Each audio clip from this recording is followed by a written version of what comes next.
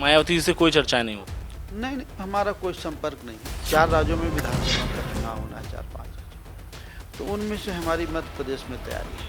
हम लोग कोशिश में हैं। मध्य प्रदेश के अलावा 3 राज्य और हैं, वहाँ भी उतारेंगे अपने प्रत्याशी या वहाँ खाली रहेगा? जब कांग्रेस के नेतृत्व में गवर्नमेंट बनी तो मुझे लगता है माननीय मनमोहन सिंह जी का नाम नहीं था सामने। आप इस बात से इत्तेफाक रखते हैं कि वो चर्चा में आने के लिए स्वामी प्रसाद मौर्य ऐसे बयानबाजी करते हैं? लोकसभा 2024 के चुनाव की लगभग पार्टियां तैयारी कर रही हैं और उसी तैयारी को लेकर के सभी पार्टियां अपने अपने अब जो है पत्ते धीरे धीरे खोलने शुरू कर दिए हैं। लेकिन जो महागठबंधन एक हुआ है, उस गठबंधन की अगर बात करते हैं या फिर हम भारतीय जनता पार्टी की बात करते हैं, एनडीए की बात करते हैं, और फिर उसके बाद हम अगर बात करते हैं बाबू सिंह कुशवाहा की, तो जो लगातार जो है लोग इन पे निगाहें बनाए बैठे हैं कि आखिर बाबू सिंह कुशवाहा किधर जाएंगे, क्या रुख रहेगा, क्या रूपरेखा रहेगी, और पार्टी को, अपनी पार्टी को कैसे, किस धारा से साथ जोड़ना चाहते हैं और कैसे मजबूती के साथ में ये उत्तर प्रदेश में चुनाव लड़ेंगे या अन्य जनपदों में, प्रदेशों में जो चुनाव होने हैं 4 राज्यों में, उन 4 राज्यों में क्या कैसे चुनाव लड़ेंगे। हमारे साथ बातचीत करने के लिए बाबू सिंह कुशवाहा जी हैं। सर, न्यूज़ ऑन इंडिया में बहुत बहुत स्वागत है आपका। बहुत बहुत धन्यवाद। सर, किस तरीके से आज जो आपने बैठक की है, फिर उसके बाद लोकसभा चुनाव की तैयारियां हैं, इनको कैसे देख रहे हैं? आज तो हमारे जो मंडल के प्रभारी थे वो राष्ट्रीय कमेटी के पदाधिकारी थे और कुछ जिम्मेदार साथियों के साथ बैठे थे, करीब 100 लोग आज आए थे।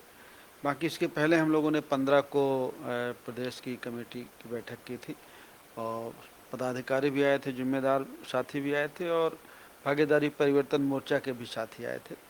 तो उस दिन भी हम लोगों ने तय कर लिया था कि लोकसभा का चुनाव हम लोग पूरी मजबूती के साथ लड़ेंगे। सभी जगह जहां हमारी तैयारी है, जहां हमें अच्छे प्रत्याशी मिल जाएंगे, वहां हम पूरी तैयारी के साथ लोकसभा का चुनाव लड़ेंगे। और किसी से कोई बात बनेगी तो ठीक है, नहीं बनेगी तो अपने बल पर लड़ेंगे। अभी किसी से बातचीत चल रही है? अभी आज की डेट में हमारी किसी से बातचीत नहीं चल रही, जो बात होनी चाहिए थी। बाकी चलते फिरते बातें तो होती रहती है, तो उन बातों का कोई मतलब नहीं होता, लेकिन वैसे हमारी अभी किसी से बातचीत नहीं। कैसे देख रहे हैं, लोकसभा के चुनाव हैं जहां एक तरफ सभी सारे पत्ते, अपनी पार्टियों ने पत्ते खोल दिए हैं, जो देखा जाए छोटे छोटे राज्यों में अपना जनाधार बढ़ाए बनाए हुए हैं, उन्होंने पत्ते खोल दिए, उन्होंने महागठबंधन का साथ देने के लिए तैयार हो गए हैं। लेकिन बाबू सिंह कुशवाहा अपने पत्ते क्यों नहीं खोल रहे? देखिए, जो एनडीए और इंडिया की जो बात आप करते हैं, गठबंधन बने हैं, लेकिन अभी भी प्रयास लोग चल रहे हैं। कुछ लोग अभी भी एनडीए की तरफ से कुछ लोगों से बातचीत हो रही है, कुछ इंडिया की तरफ से बातचीत हो रही। तो ये आपस में अभी भी बहुत सारे साथी ऐसे हैं कई जगह जहां बातचीत चल रही, बातचीतों का दौर है। सबसे अभी बातें नहीं हो पाई हैं और साथ में ये भी कोशिश है कि भाई ऐसे लोगों से बातचीत कर ली जाए जहां जिनका कुछ वजूद हो। तो अपनी कोशिश कर रहे हैं, हम लोग भी अपना कोशिश कर रहे हैं। हम लोग भी अपना भागीदारी परिवर्तन मोर्चा बनाए हैं। हम लोग भी अभी 4-5 दल हैं छोटे छोटे। तो हम लोग कोशिश में हैं कि भाई अगर किसी को लगेगा कि हमारी कोई उपयोगिता है तो हमसे चर्चा कर लेगा, तो हम लोग उसके साथ रहेंगे और चुनाव लड़ेंगे। और अगर किसी को ज़रूरत नहीं महसूस होगी तो हम अपना अकेले दम पर चुनाव लड़ेंगे। पिछली बार देखा गया कि आपने असदुद्दीन ओवैसी जी के साथ में रहें, आप चुनाव लड़ें, क्या इस बार भी साथ हैं आपके या अभी? देखिए, अभी इस चुनाव में लोकसभा को लेकर के हमारी कोई बातचीत उनसे नहीं हुई है, ओवैसी जी से। काफ़ी दिनों से इधर मुलाकात बातचीत नहीं है और बातचीत होगी तो फिर उस बारे में आपसे ज़रूर चर्चा करेंगे। लेकिन फ़िलहाल इस समय लोकसभा को लेकर के कोई बातचीत हमारी नहीं है।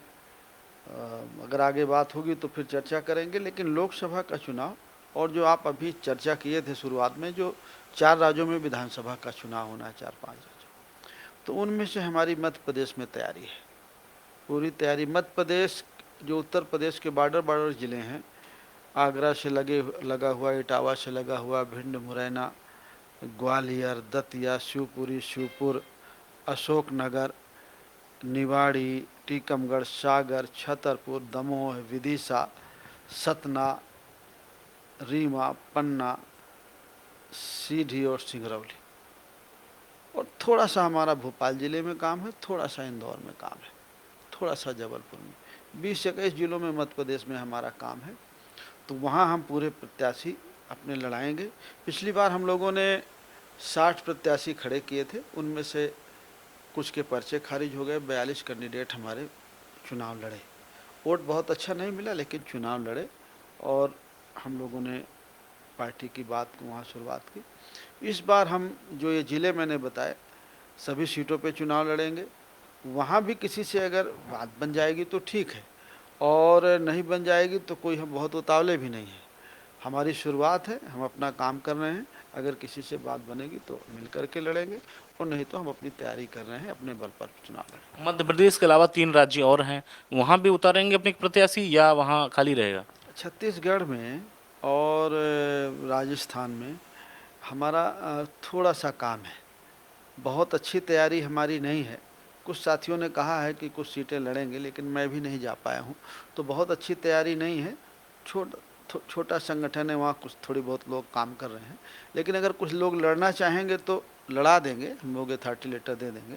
लेकिन हमारा काम इधर मध्य प्रदेश में ज़्यादा है, तो मध्य प्रदेश में जो बॉर्डर का एरिया है, यहाँ हमको 20-22 जिलों में पूरी मजबूती के साथ लड़ेंगे, पूरा जोर लगा के लड़ेंगे। लोकसभा चुनाव को जिस जैसे से पास आ रहे हैं, लोगों की धड़कनें तेज हो रही हैं। दूसरी चीज सबसे बड़ी बात है कि प्रधानमंत्री का चेहरा किसे आप देख रहे हैं? देखिए, प्रधानमंत्री तो माननीय प्रधानमंत्री जी है ही हैं, वो तो एनडीए की तरफ से है ही हैं। दूसरा अपना विपक्ष ने तो अभी कोई कहा नहीं कि प्रधानमंत्री कौन है, लेकिन देखिए प्रधानमंत्री के नाम का मुद्दा नहीं है। जब कांग्रेस के नेतृत्व में गवर्नमेंट बनी तो मुझे लगता है माननीय मनमोहन सिंह जी का नाम नहीं था सामने, लेकिन वो 10 साल वो भी प्राइम मिनिस्टर रहे। तो ये मुद्दा नहीं है, लेकिन ये सच है कि कुछ हलचल तो है। थोड़ा सा इधर मुझे लगता है कि थोड़ा बीजेपी का विरोध हो रहा है।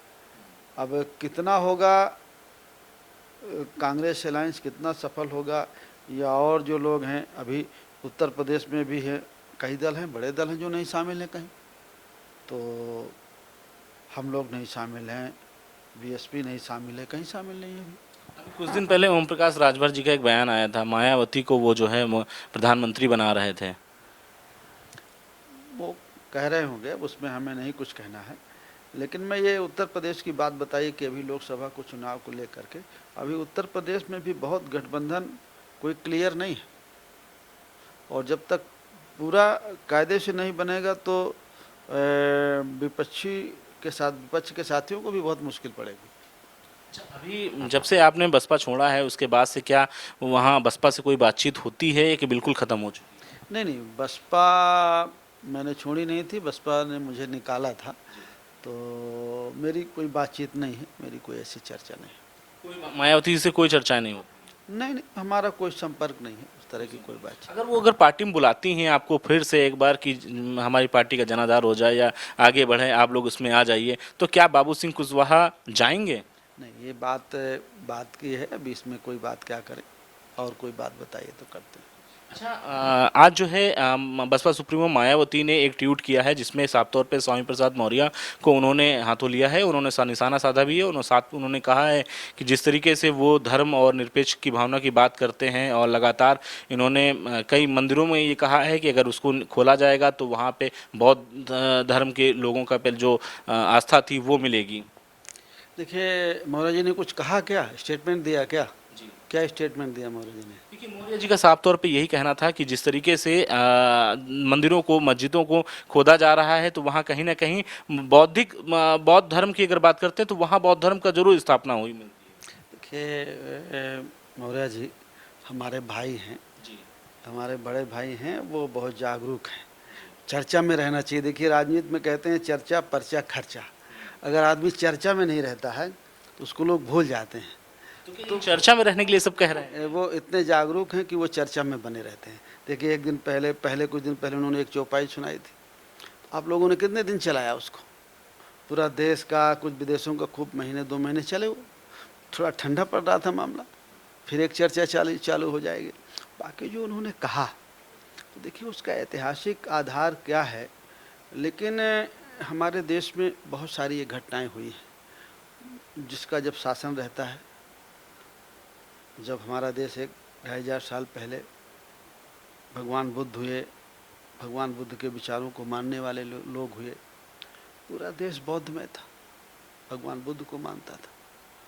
फिर भगवान बुद्ध की विचारधारा बौद्ध शासकों को ख़त्म करके फिर मान लीजिए दूसरी विचारधारा आई, उस विचारधारा को मानने वाले लोग हो गए। फिर बीच में और विचारधारा आती गई।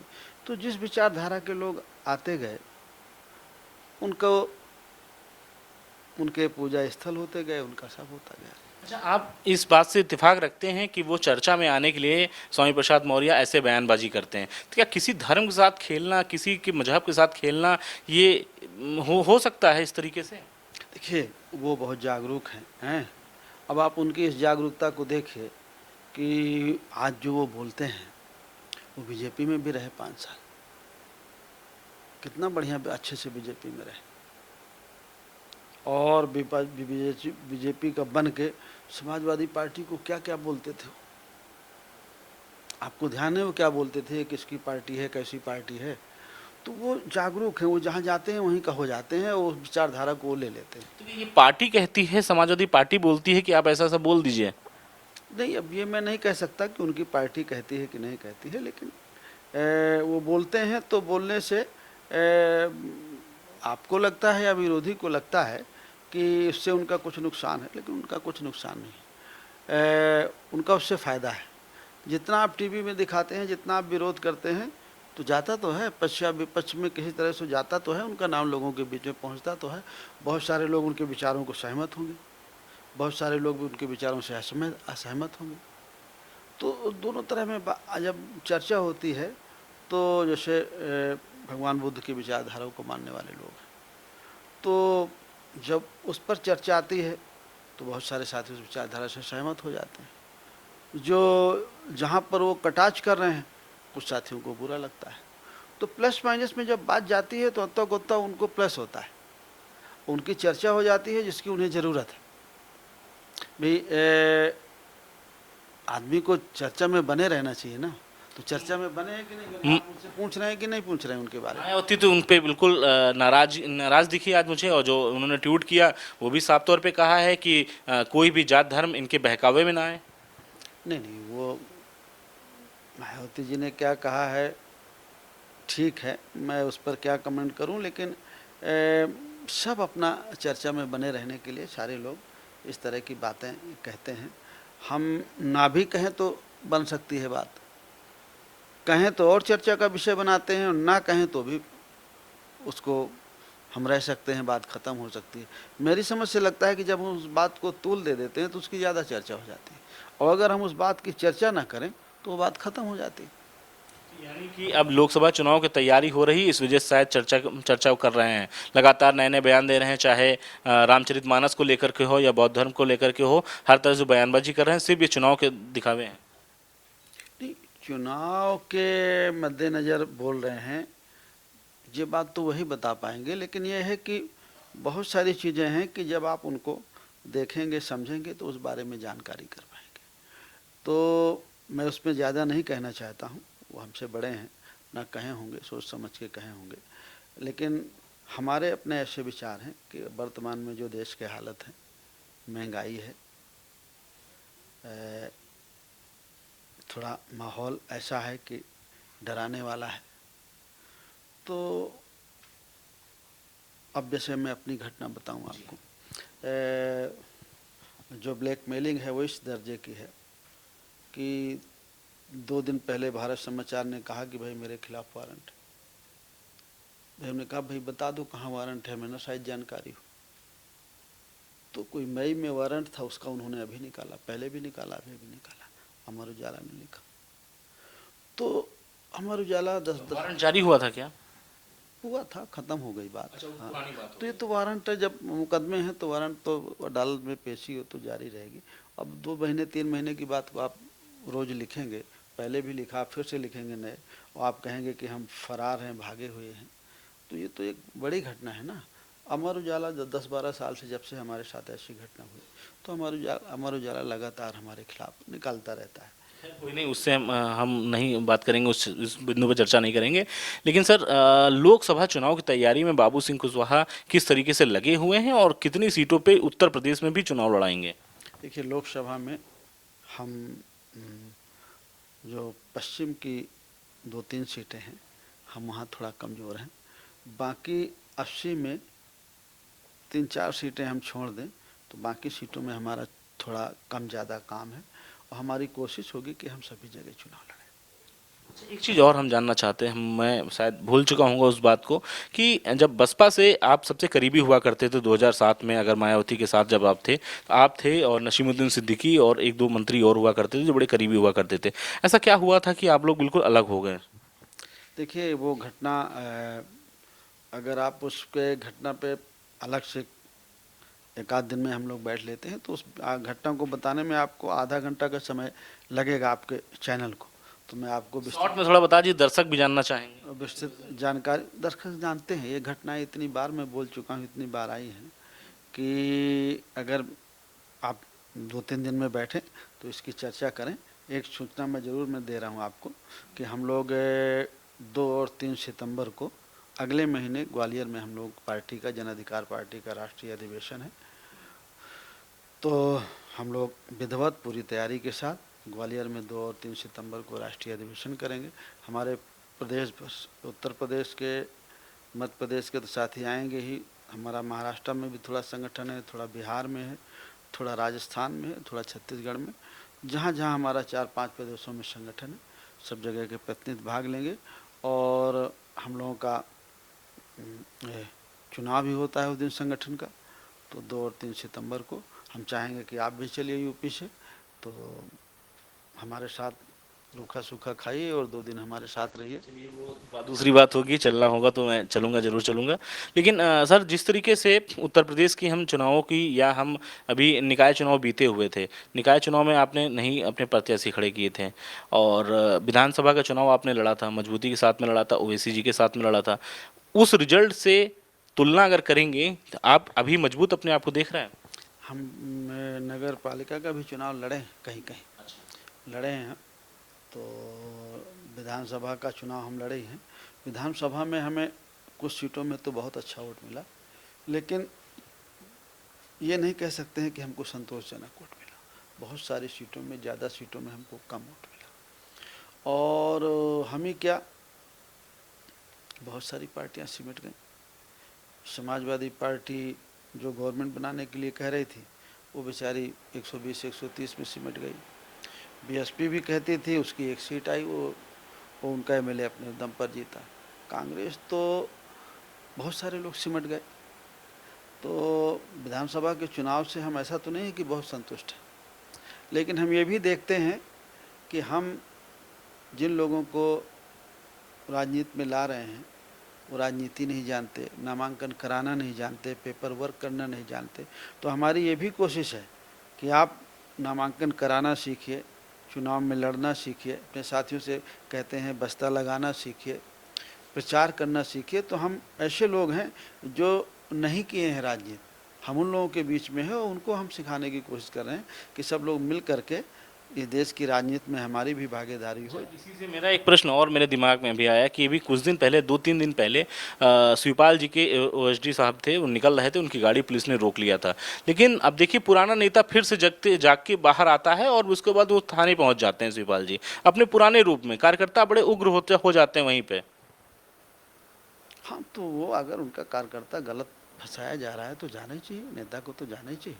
और शिवपाल जी अच्छे आदमी हैं, अपने साथियों के साथ तो खड़े ही होते हैं। कहते हैं पुराने रूप में शिवपाल जी दिखे फिर से। नहीं, अब पुराना रूप नया रूप क्या है, लेकिन यह है कि ठीक किया उन्होंने, अपने साथी के साथ में उन्हें जाना चाहिए। तो ये थे हमारे साथ में बाबू सिंह कुशवाहा जी, जिन्होंने हमसे बातचीत की और उन्होंने साफ तौर पे कहना कि आने वाली राजनीति को लेकर के लगातार पार्टी तैयारी कर रही है और हमारी पार्टी भी तैयारी कर रही है। आखिर अब किस तरीके से लोकसभा के चुनाव को लड़ना है, उसको लेकर के मंथन तेज होता नजर आ रहा है। कैमरामैन बीरेंद्र के साथ मैं संदीप मिश्रा, न्यूज़ 1 इंडिया, लखनऊ।